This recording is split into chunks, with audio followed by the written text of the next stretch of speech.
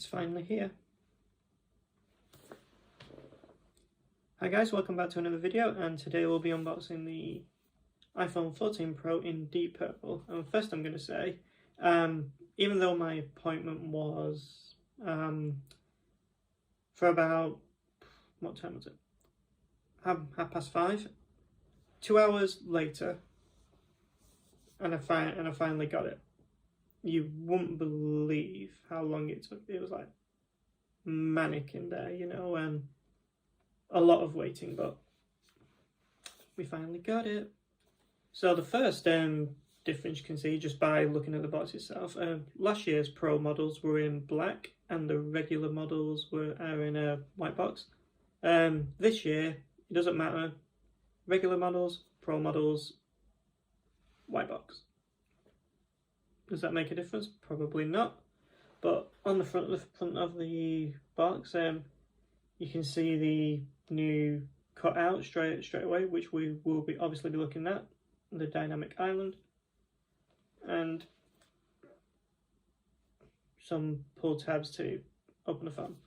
So let's do it.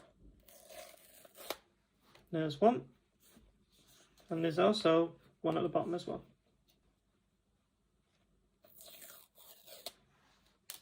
And there's the other one.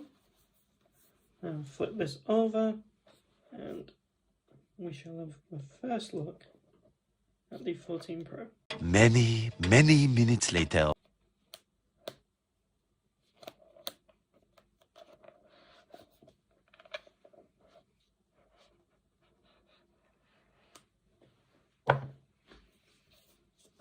Here's a quick look at the device itself. Hopefully you can see that.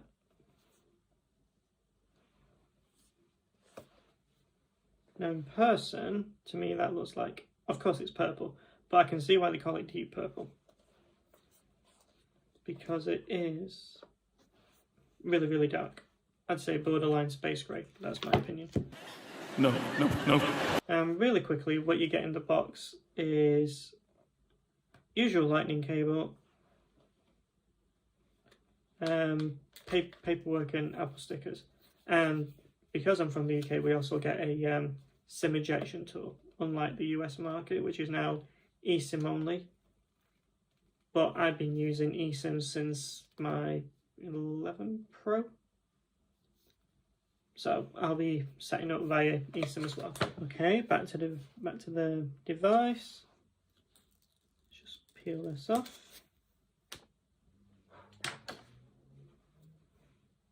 And just have a quick look around the phone. So we got the sleep wake button on this side.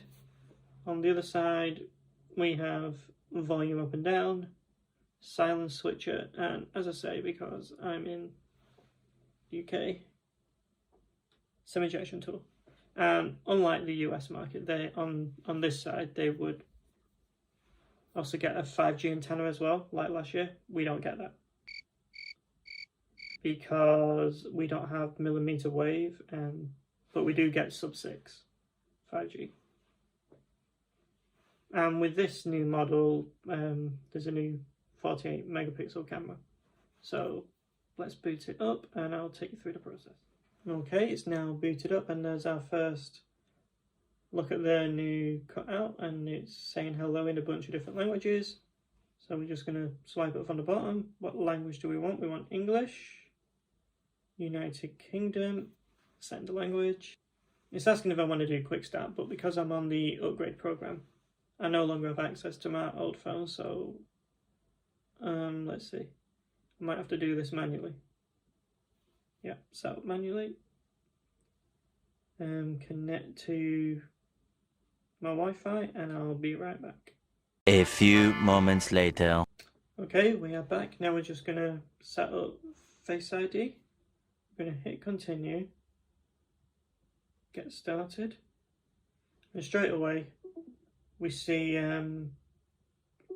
dynamic island in action. So let's just do this. And it's we confirmed. Now in the past it has asked to scan your face twice, With this one, it was just under 1 cent. It says it's set up, which is great. So let's hit continue. You now want a passcode, and then you just retype it in and you're good to go. Let's see, apps and data. I'm going to choose, in this case, we store from an iCloud backup. And I'll be right back. Many minutes later. Okay, this is an interesting part. Now, even though here in the UK you can still use a physical SIM, we've still got to a page where it's asking if we actually want to set an eSIM up. So it says transfer from nearby iPhone or use QR code. So we still get the option.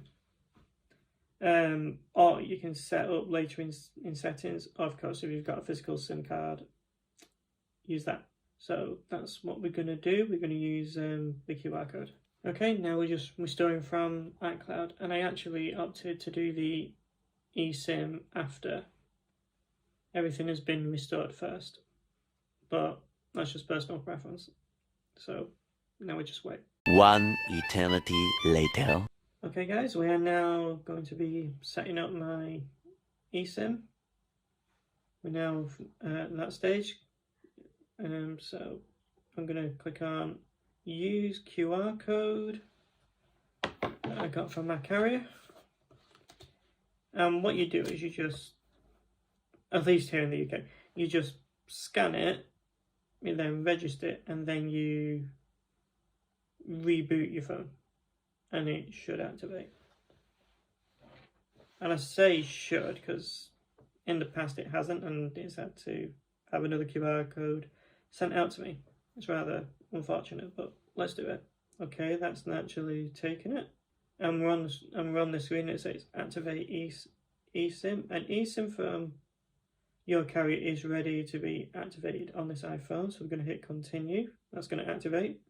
And now it says mobile plan setup complete. But for yours, for you that are in the US, it will say cellular plan setup complete. So we're now going to hit done, and we have a signal. So maybe I don't need to reboot. Last year I had to. Review Apple ID phone number, okay. And all this screen is asking is if it's still my current phone number, because it's given me the current trusted number, and it's asking if that's changed or not. Well, it's exactly the same, so I'm going to keep it. I'm going to hit done. And it still says restore in progress, and estimated 9.7 gigabytes will be downloaded to finish restoring your apps and data. And I'm going to quickly go through the settings and see if there's anything I missed. Also, for those that don't know, I unboxed this case the other day. If you haven't seen that, go check that out. But obviously I couldn't show you it with the phone actually in it, so we're going to do that now.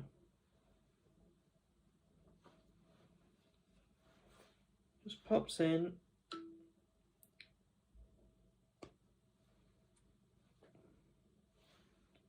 I'm going to turn the sound off, it's annoying.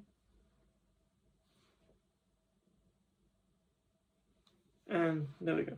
That's the phone inside the leather case. Okay, it seems like everything has gone through okay. And it's just in the process of restoring all my apps. And immediately what I found is if you haptic touch on any of the icons, for example, App Store, it actually not only vibrates, but it makes an audible sound as well. I don't know if you can pick that up. I will try to show you. Well, I say show you, but I'm going to see if you can listen rather. It's very, very faint, so I don't know if you can pick that up. And in case I didn't say, this is the 256 gigabyte. Now, last year I had the 512 gigabyte, and The reason why I've gone down to 256 is primarily because I wasn't using the storage. And also, I got it last year to try out the ProRes video. And in all honesty, I used it a couple of times and didn't use it ever since, so it didn't really matter. And even though this is a 48 megapixel camera, it will use pixel binning unless you're using it in 48 megapixel mode. And also, for those that use cinematic mode, you can now do it in 4K. But even so, for someone like me who doesn't use it very often, I doubt I'll come anywhere close to even the 256 gigabyte, because on my old phone, I only used about 60 to 69 gigabytes, so it definitely didn't warrant the 512, so it didn't make sense to keep going with the same storage.